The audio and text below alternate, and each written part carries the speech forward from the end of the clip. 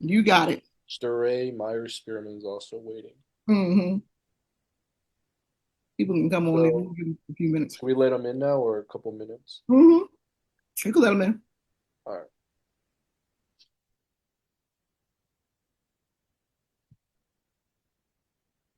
Thank you.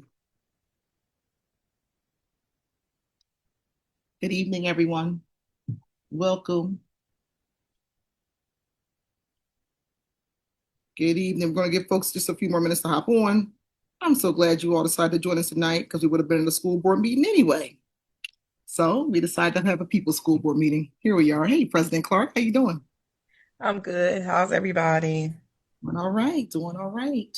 Glad you could join us. I know it's a lot in a full day. School starts back up tomorrow. We are encouraging folks to continue to let us know if there's any issues in their communities. But we're going to get started. Give folks just a few more minutes to hop on, and Okay. we're going to get into it. Hello, Mr. Waters. How are Hey, you? Kev.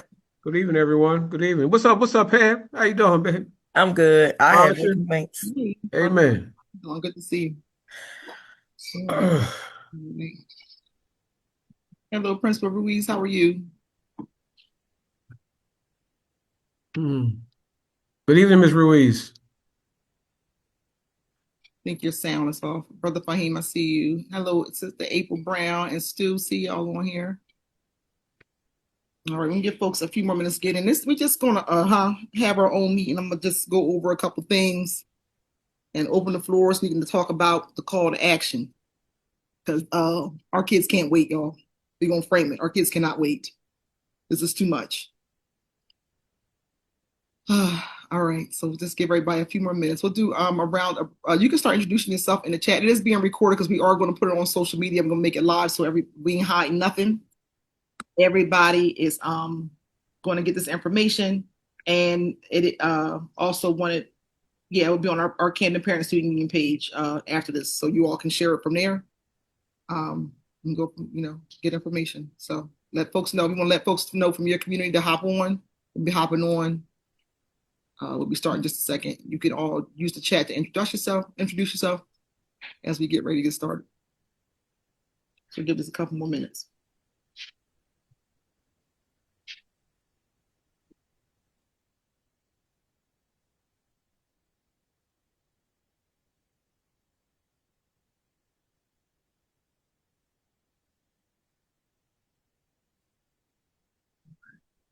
All right. Yeah, we'll start at 7:10. So give everybody just about 5 more minutes to get on. Then we won't keep y'all longer.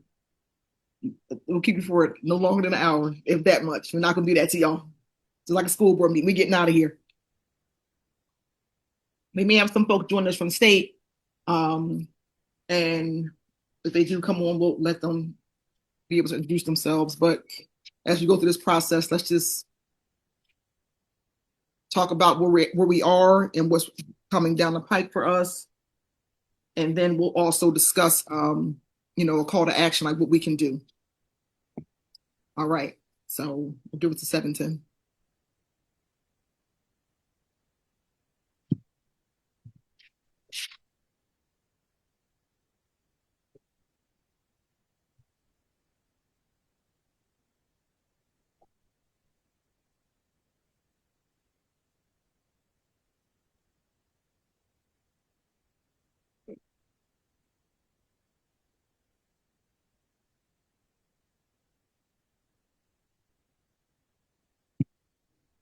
Over here.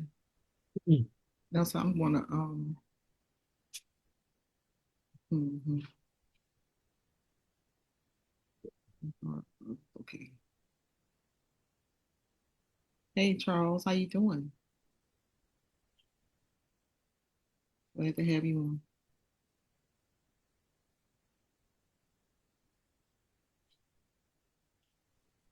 Hey, how are we? Good afternoon, everyone. Good evening.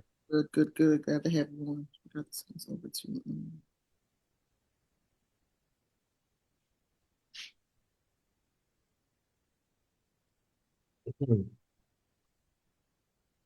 just a reminder, everybody, this is being recorded and it will be going on Facebook Live, if not tonight, first thing in the morning.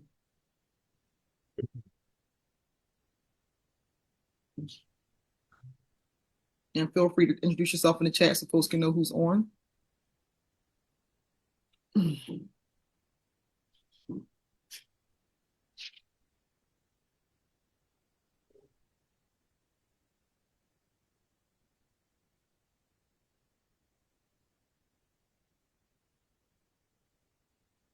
gonna get started in about a couple more minutes, just giving folks a chance to hop in before we get started.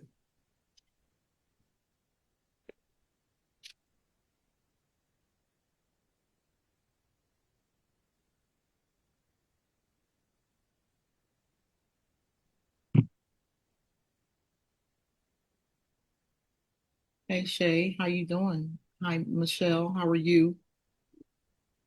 I'm happy to be here. I'm not talking to you, Siri. Let me get started in just a bit. What up, folk? What up, It's brother? Brother Fahim. I'm on the scene. We're coming at the board because they won't come clean.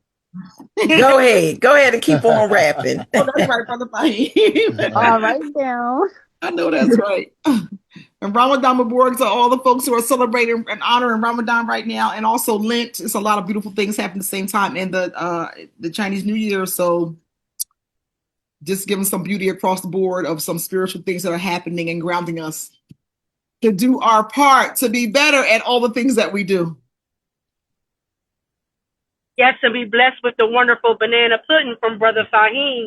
Oh, yes. If we can get that done, if we could just get that done, right? Oh, we can get that done. You know it. All right, so we'll go ahead and get started. As folks keep coming in, Nelson's on the ones and twos, so let folks come in. We can remain muted. We can communicate through the chat just so we can get through because it's being recorded. So we want to have a conversation, as we're getting to the end of the presentation. But just wanted to frame this as this is a Black History Spotlight, right? We're talking about the destruction of Camden City Public Schools at the timeline of how we got to where we are right now. Many people who may have been tracking this before Camden Parent and Student Union has been tracking it, they may know a lot more, but this is a chance for us to put the timeline in front of folks, our new parents, our grandparents, our retired, our parents who are no longer a part of the school district, people who thought the schools were going well and missed some of the gaps of the stories.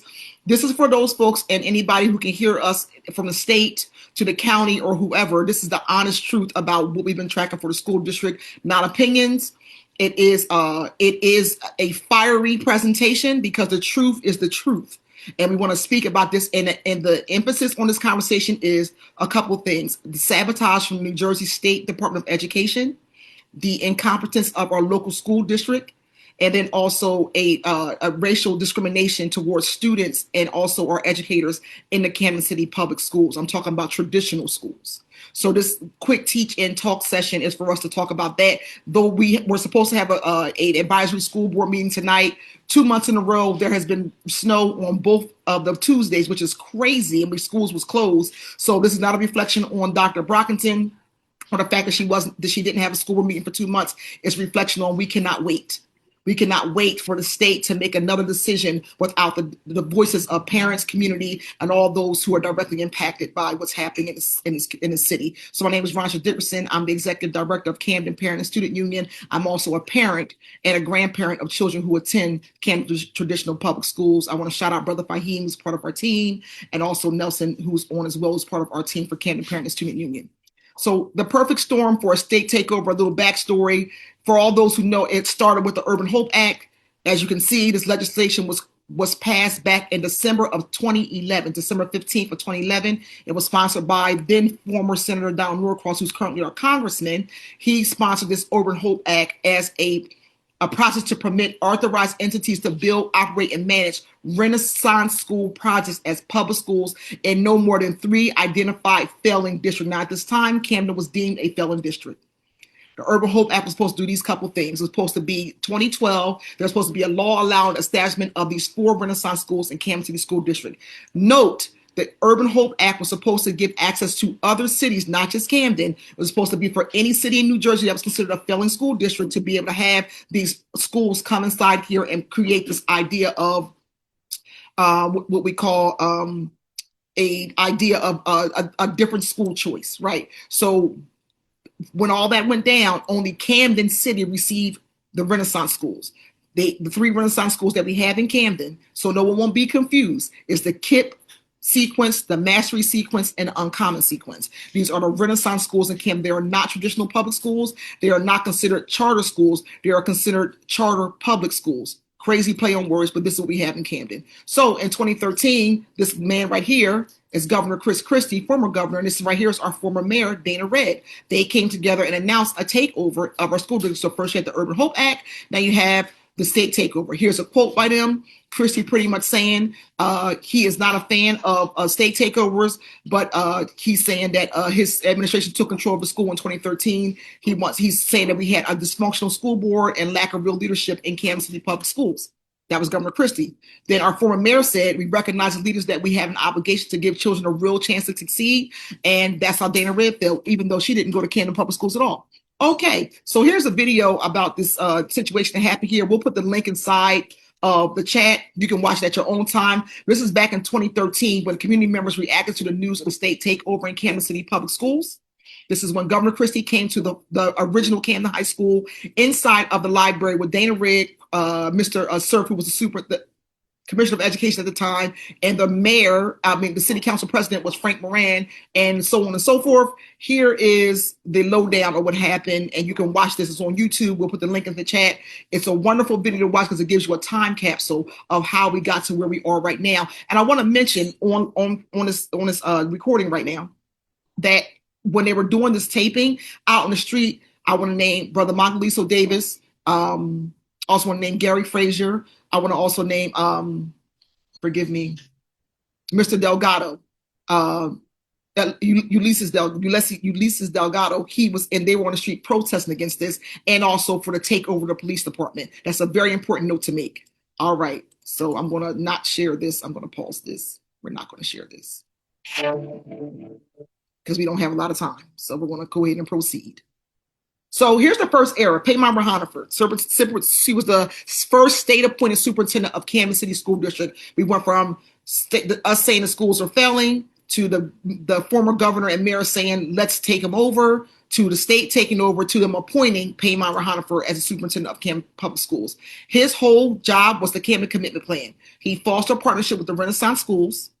He created a universal enrollment system that we have right now called One Camden Enrollment. We'll talk about that in a second. He made major cuts, efficiencies, and he was supposed to serve over 28 students at the time. So here are the Renaissance schools: KIPP, Uncommon, and Mastery. KIPP is national in 21 states across the country with maybe over 120,000 students plus.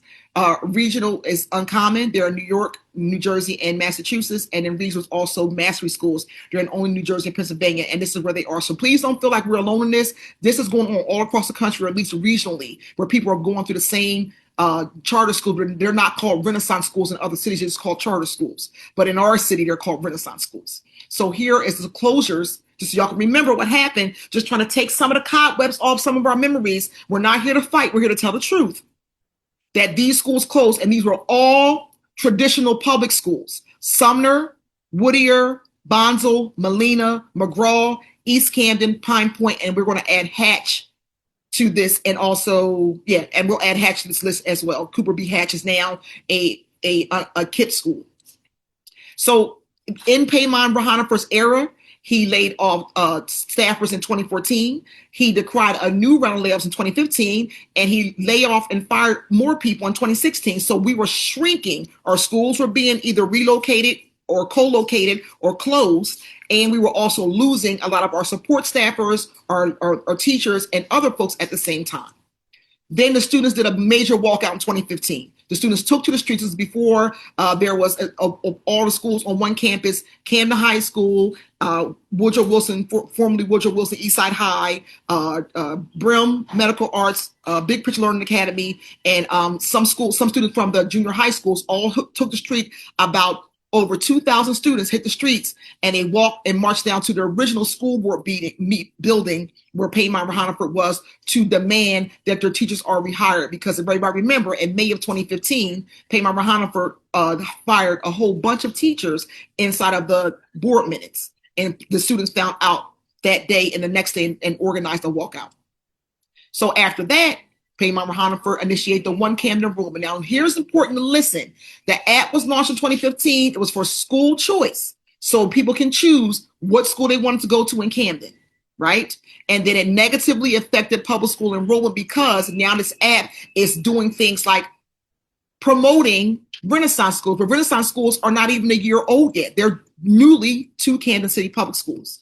So in his era, he changed the district to corporate run titles. Y'all all know what I'm talking about for those who are educators, those who work for the school district. Every title that we had before Paymount Hannaford was a part of our school district. He now changed the corporate title so it can now be merged into the Renaissance and charter school titles. He created the Camden Commitment Plan. Remember, Newark had one Newark plan that was the same as the Camden Commitment Plan. That was his home girl up in Newark. Cammie Anderson was the superintendent. They both are Bro graduates from the Bro institution. He initiated 7 closures and takeovers, hundreds of layoffs. He was the resolve that was student protests, and he initiated the one Camden enrollment. The second era, keep up with me, y'all, is Katrina McCombs, superintendent of schools. She came right after Paymount Hannaford, but don't forget, Katrina McCombs was Paymount Hannaford's deputy superintendent. She was here during his era. She was employed by the school district at that time, so she knew all the things that were going on. So this was when she came in 2018. We were right in the middle of a battle for a democratically elected school board for the Camden City School District. Don't forget, we could not vote for our school board at that time. They were being appointed by the mayor and by the governor. So at that time, in 2018, the acting superintendent, Katrina McCombs, and then now the mayor, Frank Moran, because Dana Red had left, said that she felt that, this is her words, she was in favor of keeping a mayoral appointed school board. Now, at this point, she could have said that, this is a nonpartisan election. Let the people vote. The people have fought hard to get us here. Let them vote. But that's what she did not say. She got involved politically and said she's in favor of keeping it a mayoral appointed school board. So this community got together. Many people that are not on this call will hear about this, and I'll shout them out. Gary Frazier, Monique Ragsdale, Dr. Keith Benson Jr., and so many more, the Camden Parent Student Union, and so many more, CWA, CEA, NJEA. We all put our differences aside and we won the right to vote back for our school board. So we hit the street saying, let's say no, take back your right to vote no on November 6th. This was the referendum question that we had to fight for. Shout out to Dr. Keith Benson. It said, shall the Camden City Board of Education remain a Type 1 school district, with the Board of Education members being appointed by the mayor of the city of Camden? And those results came in. We beat them 50% higher than what they received. We got a half more votes than they got. I think it was even more after the results came in fully. So we beat them on the ground. So we were able to now go to a Type 2 school board where we can vote for our school board members. Shout out to Elton Custis, Janelle McCrae, and many others who were our first elected school board members, and people who have still been running to date, but it has been co-opted. Camden community, we celebrated that victory. That was a community victory. The no vote gains the momentum, and that's how we ended up building in the community. So now the community battles against more school closures still under Katrina McCombs' area. This is Sharp School. 3 Camden schools closed to this year, 1 building spared. So there was, at that time, they were trying to close Sharp, Vets, and I believe it was another school. We did I can't think of the other school. If y'all put it in the chat, I can't think of the other school it was, or 3 schools I know it was. Wiggins. Yes, thank you. Okay, I saw Ms. Murray's face in my head. Wiggins. So Camden Education Association president at the time, Keith Benson, and the Camden Parent and Student Union and Camden We Choose Coalition, we all walked 40 miles for equity. We walked from Camden to Trenton, New Jersey, to fight to save those 3 closing schools, and we were able to save 1. That school remained open. But truth be told, the School Development Authority came down and said Vets was never supposed to be closed. They said Vets was in good standing. There was no issues with Vet School, and that is quoted in the paper. And they still were trying to close Vets at that time, and the parents and students celebrate to keep Vets open. So now, continuing Camden 1 enrollment, it is now an organization. Remember, it was just an application. It was just an app. Now it has moved to a whole organization. And this is how it looks. They have an IEN number. They've been in existence since March 2017. They have a revenue of, at that time in 2024, of $1.64 million. That's their revenue, y'all. They have expenses of only $699K, and they have a total of assets of $1.17 million. It's in 2024. How are they getting all this money for an organization? Here's the wording, not from us, from the school district. This is what Kevin Schaefer, remember him? Oh my gosh, Paymount's people. It said, for the purpose of implementation of Camden enrollment, a single family-friendly application to apply to any public school in Camden. It was not supposed to be made an organization. It was only supposed to be an application. And if everyone remember when the superintendent we're talking about right now, Katrina McCombs, was asked, she said that the Urban Hope Act said that she had to make it a organization. And she also sits as a what? A board member of that organization. Only telling truth here. So president of that. Thank you. Continue decline in public school enrollment. So you see where we were back in 2013-2014 school year, 11,660 students. And by the time Renaissance schools came on board, we started to decline and we ended up at 5,900 students. This is in 2024. Enrollment the same. Look at the numbers. This is what the takeover has happened. This is the influence of Renaissance schools over our traditional public schools. So in her era, she was Paymount's, in Katrina McCombs' era, she was Paymount's deputy superintendent. She was the one who lost the school board battle because she got involved in it and made it political. She did 2 school closures in her campaign. She built the One Camden enrollment nonprofit. Our enrollment began to decline, and she initiated a $91 million deficit. And here we are in present day, manufactured misery. Keep up with me, y'all. Here's the New Jersey CUSAC, New Jersey Accountability Continuum, quality single, the whole process there. This is the 2023-24 school year. This is still in Katrina McCombs' era. So for CUSAC, you have to have a 80% or higher. Based on the reason why we're still under state control, the former superintendent said if we are not in compliance with CUSAC, then we will have to continue under state control. Well, based on these numbers, we are only not compliant in one area, instruction and program. We are compliant in 4 areas based on what they're saying. We should have been on a road to transition from state control, but we have not seen that yet. How? And I want you to keep an eye on this. Fiscal management, 91%. Right. So the superintendent, she decides to step down after 7 years, and she will transition to a state role. She currently sits as an assistant commissioner on the New Jersey Department of Education. She also, as she was stepping down, said she had to make some very difficult decisions amid a $91 million deficit. This is all you can all research it yourself. $91 million deficit. This is what she decided to do. This is where we are. And that's why it's so important to let you all know that our students can't wait, because we're right in this right now. And that we are not here to lift up or tear down anyone. We're here to speak the truth on behalf of our students. So Camden City School District in 2024, it was said by Mrs. McCombs, you can go look it up in Oprah. She said that she had announced there was a $51 million budget shortfall. We have been researching and researching and researching. We cannot find this information. But then she announced in 25-26, there's a $91 million budget shortfall. Now, remember, over this time, money was being given out like crazy. This is COVID, y'all. We are not done. There was COVID money coming into the school district like crazy. There was money for different things that did not have to be reported on. And a lot of that money was used and was not put into the right places. That's all we're going to say. So the Camden City School District, here's the budget crisis. We moved from having Camden High School with 4 principals and 5 lead educators. Mrs. McCombs' decision was to make 1 principal and 4 lead educators. I want you all to know something, quick bird walk.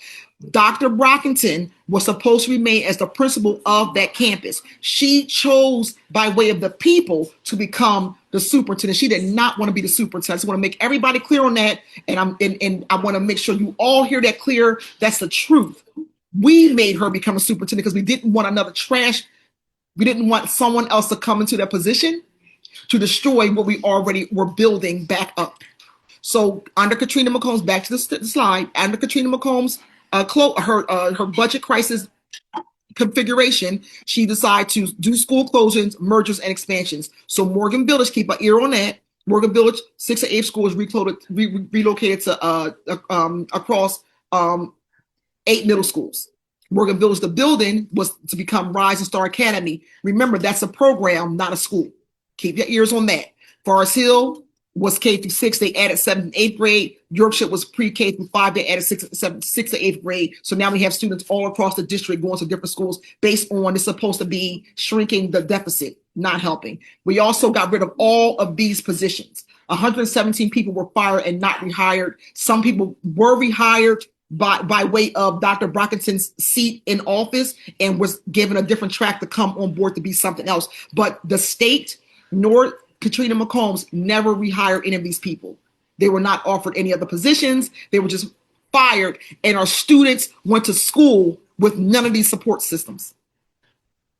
Not one. And y'all don't think that the time is now? Y'all don't think the time had been back in May or in September?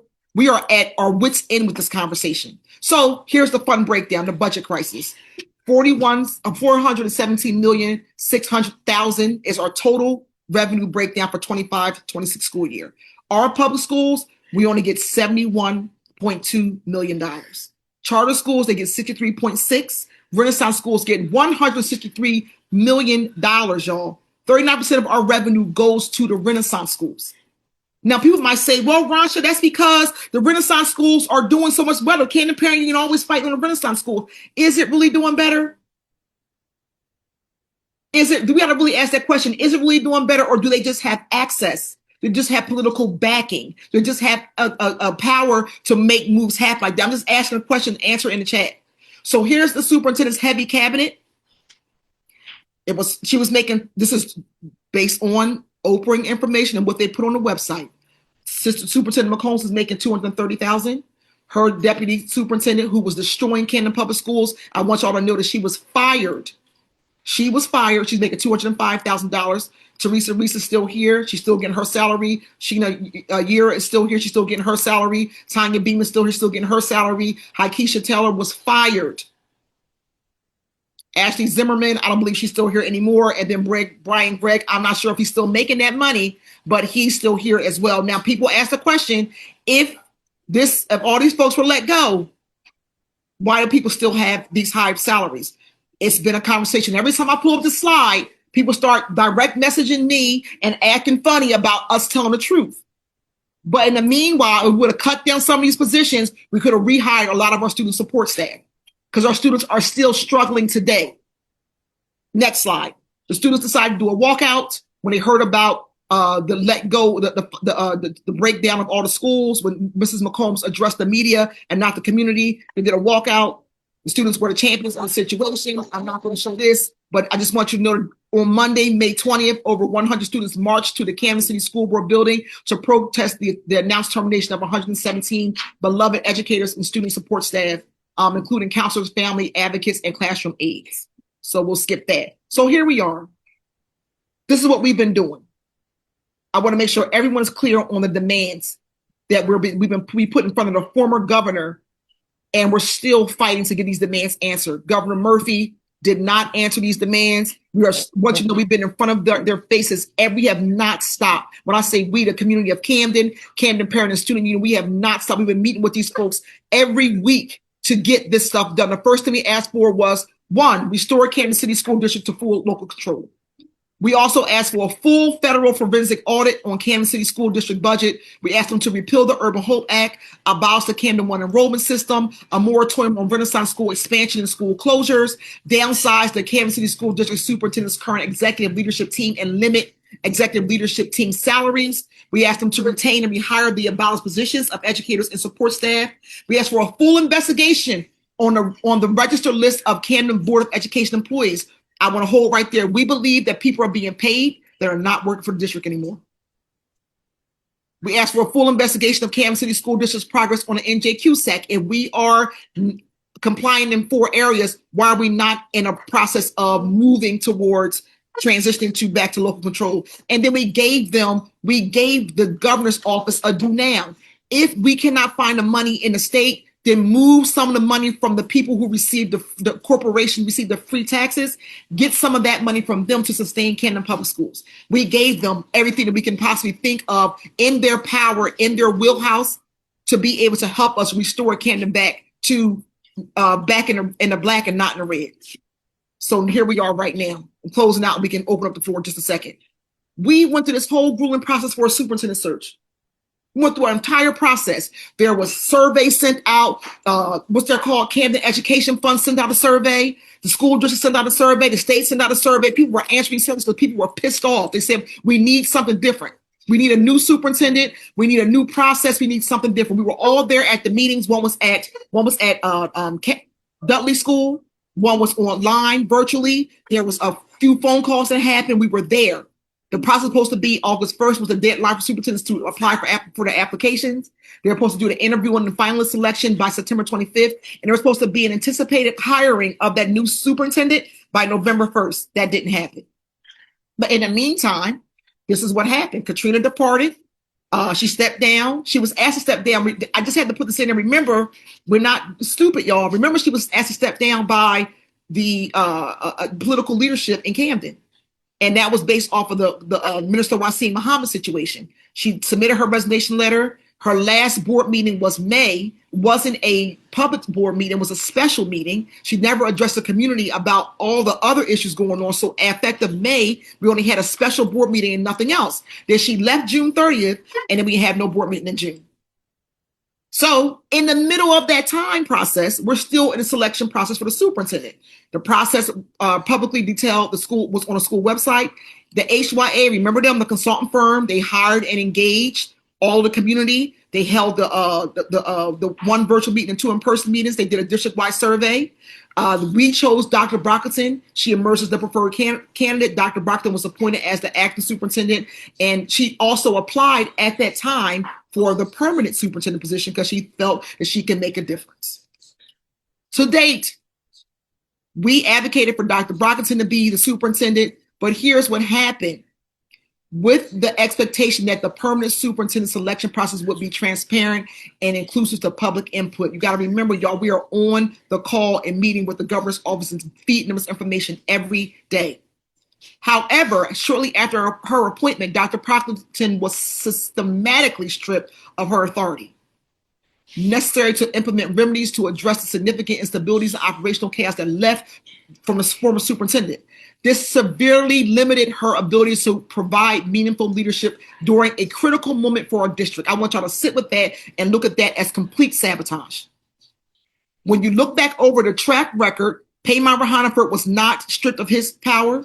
Katrina McCombs was not stripped of her power, but Dr. Brockington, who came in speaking a different tone, was stripped of her power. It makes you wonder why.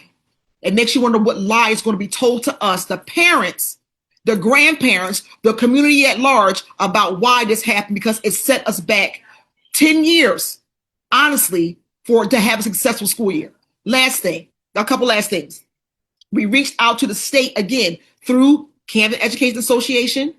From our protests up there at the school, the state board meeting, we were able to connect with Commissioner Ambrose Duckett, Assistant Commissioner Ambrose Duckett, and he spent months in Camden observing and seeing notable positive shifts that was happening, but he also was noticing a horrible culture that's embedded in our school district. There is a plague of insufficient information, neglect to our students, and also some, I'm gonna be honest, some trifling behavior when it comes down to how we operate our Kansas City public schools. And I'm saying the truth from our observation, from what we're seeing, from the culture, from the energy, from things that have happened. We've seen it directly. If you all can agree with me, when we had our first school board meetings, Dr. Brockington was not doing a whole bunch of the slideshow work. She was talking to people. She was responding to people's conversations. She was trying to change a culture that she had witnessed that had gotten too far out of hand. This is not a Dr. Brockington show. I just know that there's a lot of people attacking her based on something that she couldn't control. And I think that is disrespectful to this process. So also, State Commissioner Kevin Damer comes to Camden and hold a press conference on October 27th with invited guests he announced a new research forum for Camden, but did not speak about the $91 million deficit at all. He hires Flow Analytics, a firm to do an assessment on Camden schools. That's still in the works right now, y'all. This Flow Analytics is the reason why you're hearing rumoring of school closures, because Kevin Damer, the former Commissioner of Education, put this in place. And as our school district, who's in a deficit to pay for this analytic firm $50,000 per year. We're in a deficit, but this man thought it was important to come to our school district and do analytics on our assessment of our land and our schools. So That idea was a possible of school closures for 26, 27. Now, I know we heard 3 at that time based on his analytic firm, but now they're saying 5. The former governor and state legislator, they also got together, former Governor Murphy and all the state legislators, including the Norcross team, and also did an open enrollment for early childhood to KIPP schools. Now, everybody do the math with me. Those who are in schools, if you take our high schools away, if you take our babies away, our enrollment for our early childhood, what do we have left? We don't have anything. If this goes forward, y'all don't understand how horrible and disrespectful this is. This slide right here is one of the most disrespectful slides of how Camden is being sabotaged. We hosted a meeting with the students. The students requested a meeting, a cross-campus meeting with Ambrose Duckett. They had that. They talked about, they asked a lot of questions about what was going on. These students are fed up and fired up as well. We attended the state board meeting to testify about the issues going on. We did not stop. We met with, remember his name, Chris Huber. He's the chief of staff to, at the time, New Jersey Commissioner Damer. And his rendition of Camden seemed to lay it heavy on private meetings about both former superintendents. And he played a major role in the remedy to get us from under the $91 million deficit. This is a person who we don't know at all that is making decisions about our schools. Dr. Brockington, this is what she did in 270 days. Found funding and advocated to rehire all of the laid off positions. She was denied. Moved central office teams to Morgan Village to utilize the full building. That was corruption. There was an email sent out that they were trying to give Morgan Village away, and Dr. Brockington moved the central administration there so we could keep the building. That's truth. Worked closely with the assistant commissioner to relieve Camden School District of horrible practices and cultures. She was sabotaged. No support from the state, no support to let people go or to bring in a cabinet that can work with her. Managed the Camden City School District with no funding and real support administrative cabinet. She was totally disrespected the entire time that she sat in that seat. She was totally disrespected as a superintendent of Camden Public Schools. And her last day as superintendent with us is February 27th, 2026. That's this Friday. Last couple of things. Despite the progress of the state, the state proceeded to appoint a new superintendent without any public input or engagement, including the absence of a town hall, a public forum, or virtual meeting for parents, students, educators, or taxpayers. Speaking the truth, when we did the whole search, they said it would be a public process, and they got quiet and didn't let us know the candidates, didn't let us know who it was. They just started ushering around the new appointed superintendent, who is Alfonso Llano, and he was handpicked by the commissioner, Damer. He's the current superintendent of Vineland Public Schools. He's sworn in January 7th. He starts on March 1st, which is the first day of March. And I just want to make it clear, this is public information. We sent a formal request to meet with with the superintendent, and he offered us back a 15-minute meeting.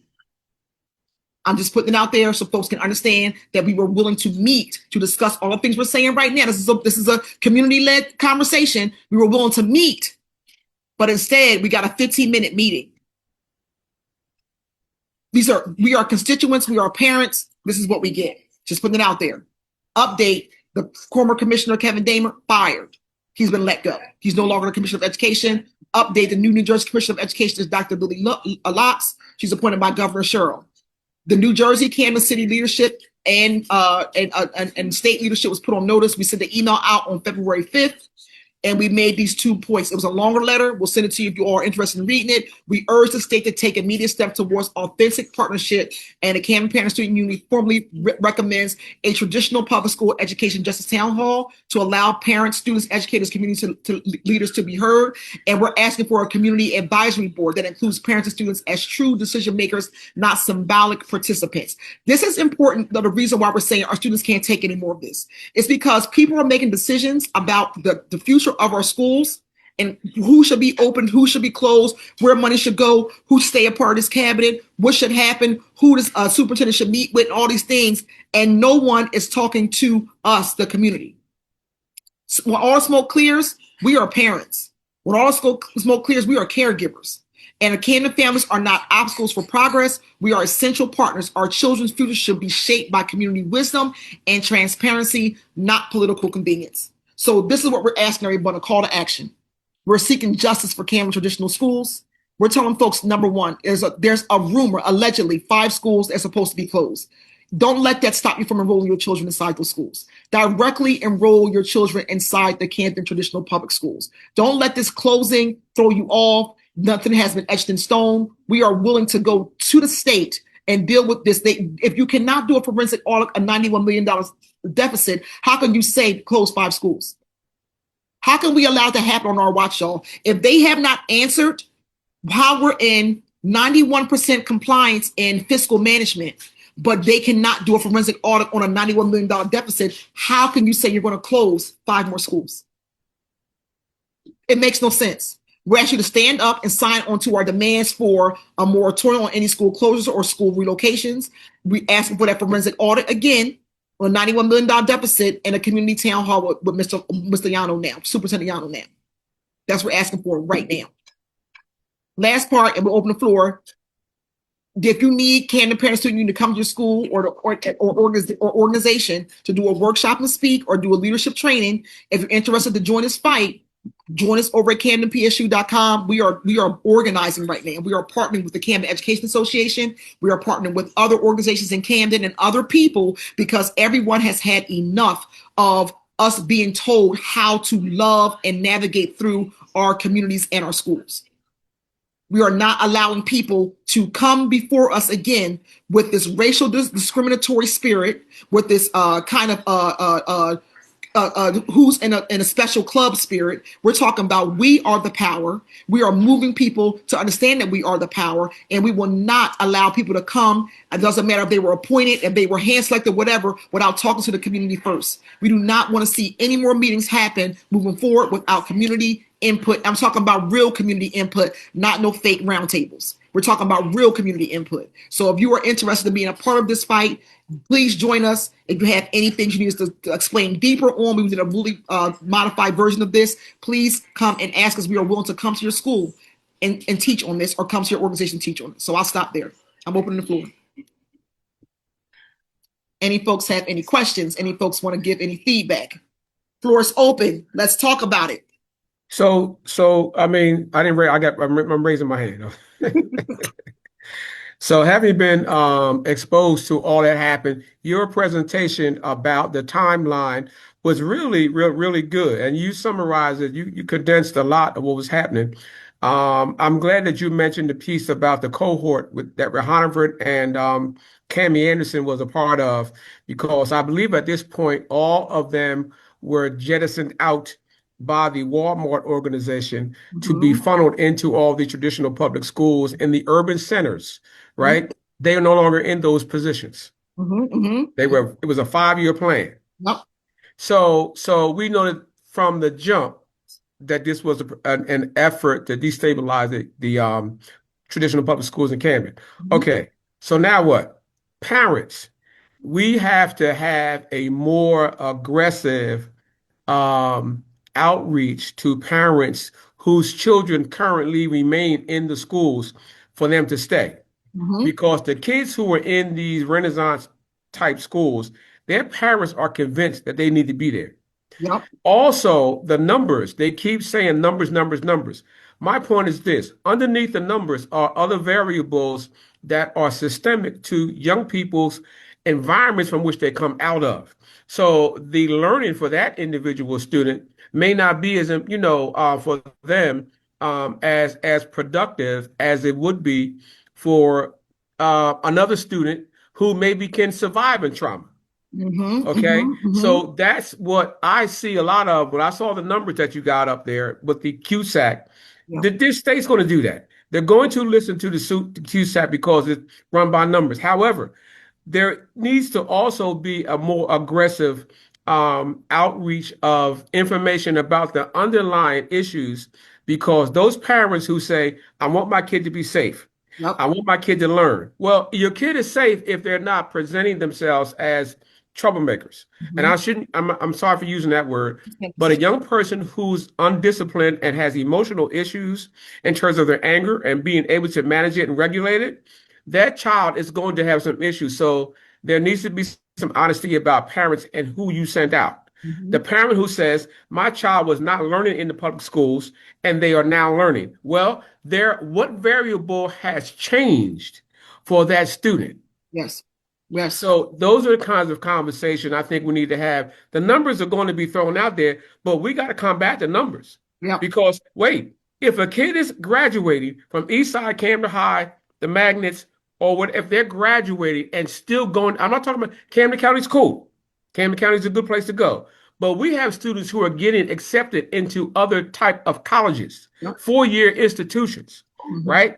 Why is that happening? So Yep. I don't think that there's enough information about that aspect of Right. how our kids are being educated. So Yes, I'm gonna shut it down and let yeah. somebody else feed Thank off you. of that. Thank you, Mr. When you have been consistent in this conversation. I think you're spot on about the numbers that the state will give us is also sabotage to keep districts like ours. That folks, I just want y'all to know that Camden is the only school district under state control. Why is that? Why is that? Why is that metric? That's racial discrimination. We are a black and brown school district. I'm sure there are other school districts that are that are failing, that are not doing well, that are have issues too. But why is Camden being targeted? We have to say the things out loud. This is what this conversation is about right now. Like we cannot sit here and let people just keep giving us 3 minutes, 3 minutes, 3 minutes. We got to talk about how are we going to preserve and protect and find justice for our traditional schools. Other folks, thank you, Mr. Waters. Other folks. Well, this is the Camden Education President.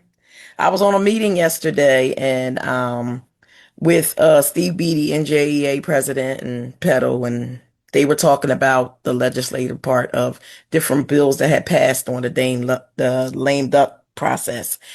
And so I found it very interesting that when the state legislators and assembly people were putting the new Renaissance and charter bills together, they got a call. They said they got a call from someone from South Jersey. They said the political boss in South Jersey, and they wanted that bill to be squashed. And the people in the state, or the assembly people, people said no. And so that's how that passed.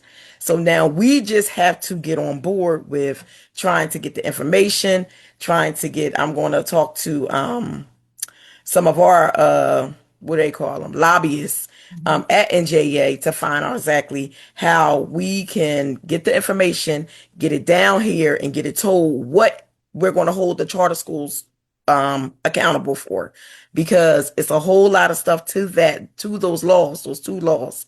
I know it's data and I know it's money. It may not affect the Renaissance, but it's supposed to affect the charter schools. And then I heard that some of the charter schools, if they don't start doing something, they're going to get their financial money taken. So I'm not sure about that either, but I'm just, I'm new in this political game and I'm willing to learn everything.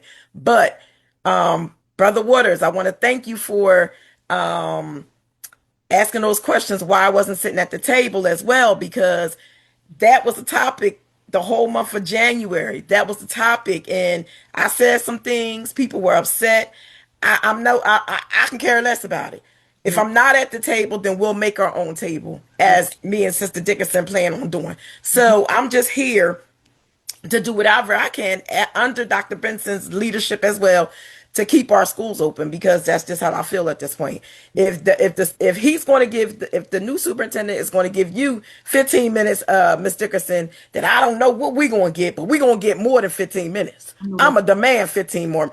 I'm a demand some more time, because we need to talk. 15 minutes to me is not, it's not good. And if you want a labor management collaboration, as you say, and he's not here yet, and I can't say what our relationship is going to be, but I'm just looking forward to, bringing these things to the table with him, going through the back door if I have to. But my team is on, some of my team is on, most of my team is on, and we ready to fight, and we're ready to get into this fight. We appreciate that. Thank you, President Clark. We appreciate that. Other folks, the floor is open. I don't have a timer on. Want the people to talk.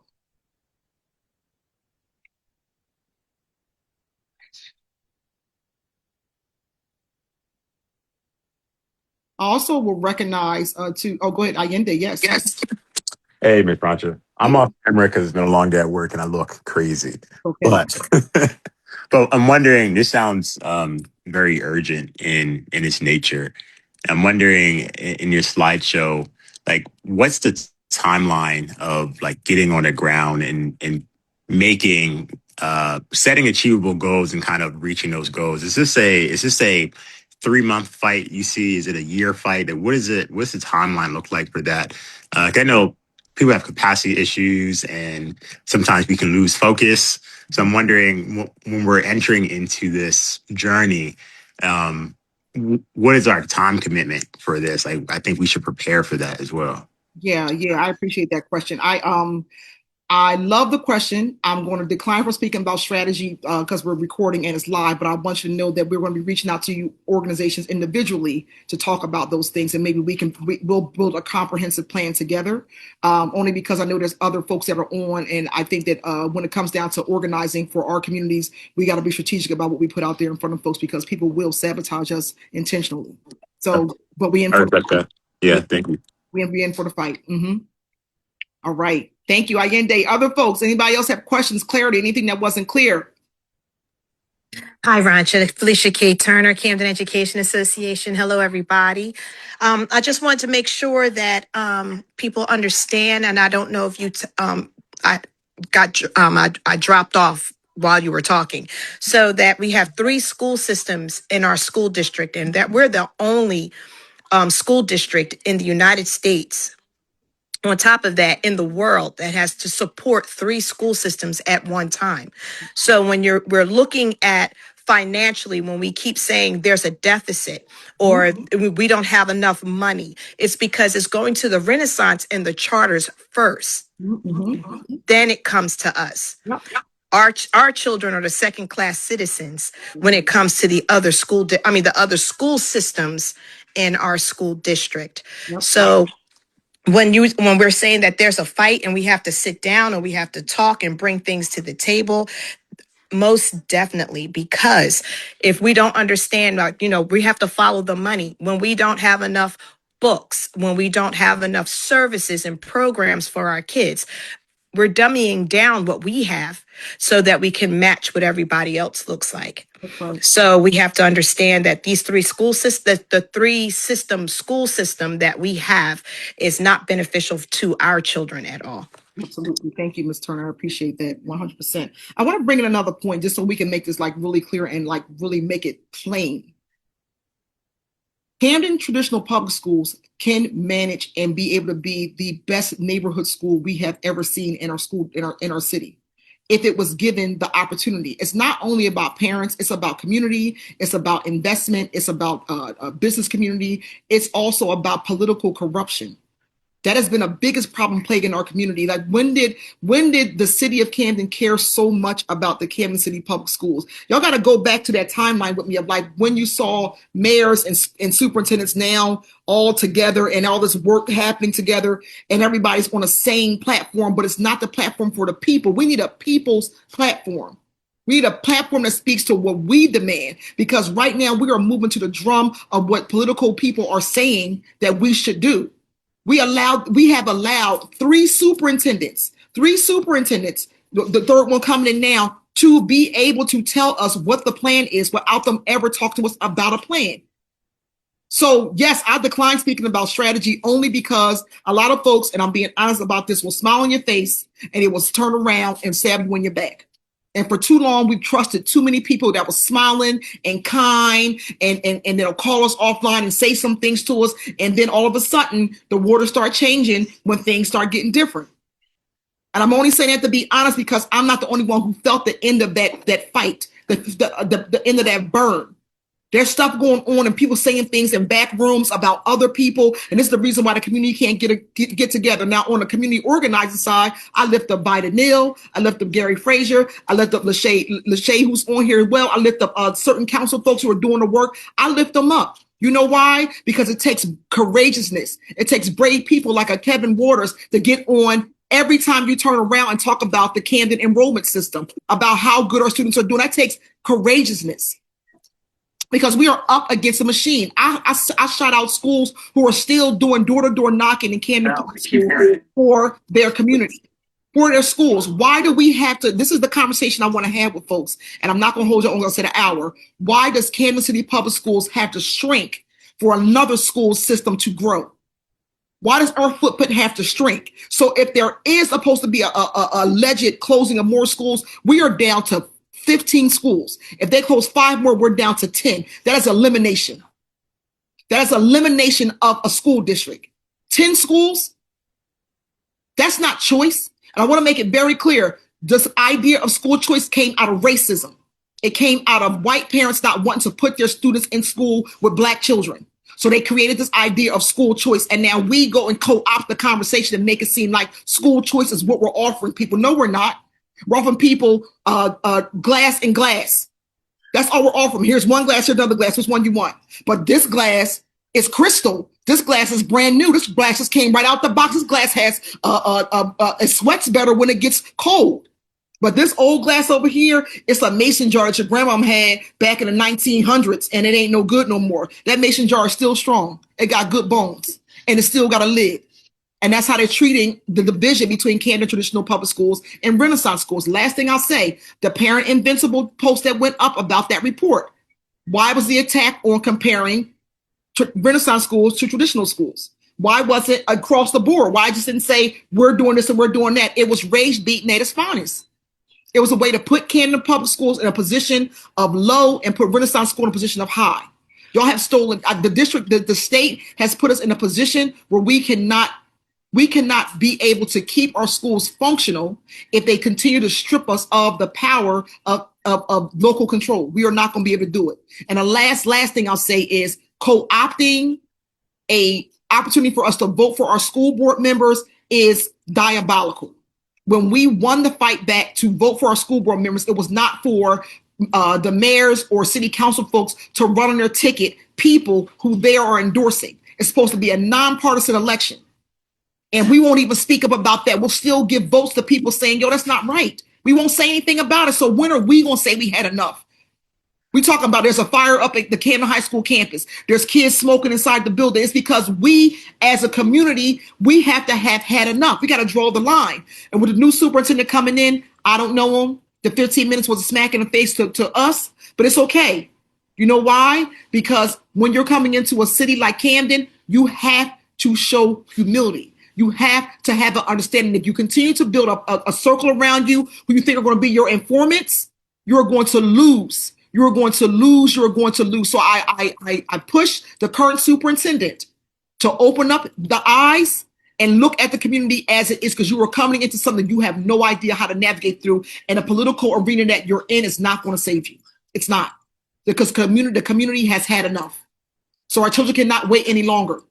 We cannot wait any longer for a school to close, for a teacher to be fired, for us not to have access, for us not to have resources, for us to have a budget that we cannot speak to. We cannot wait any longer. So we are calling everyone. This is a clarion call. Everyone, get on board with this. We are going to make an announcement tomorrow and launch the campaign by the end of this week. And everyone, we're asking you to be a part of this. Is there any other questions before we close out?